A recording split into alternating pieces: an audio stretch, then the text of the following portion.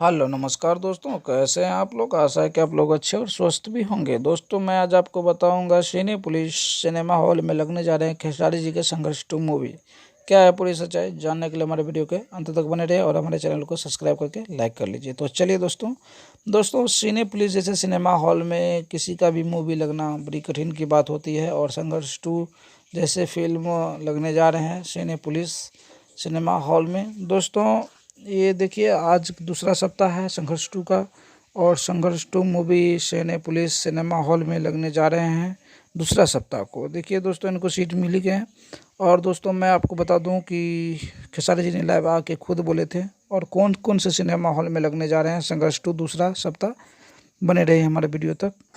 और मैं आपको बता दूं कि पटना में सिने पुलिस सिनेमा हॉल में 11:50 पर इनका शो है, और मुजफ्फरपुर में 2 जगह सिने पुलिस में इनका शो है 2:10 पे, और गोरखपुर में आज से इनका शो, और कोलकाता में तो हाउसफुल ही चल रहा है। दोस्तों कैसा लगा हमारा वीडियो कमेंट करके बताइएगा।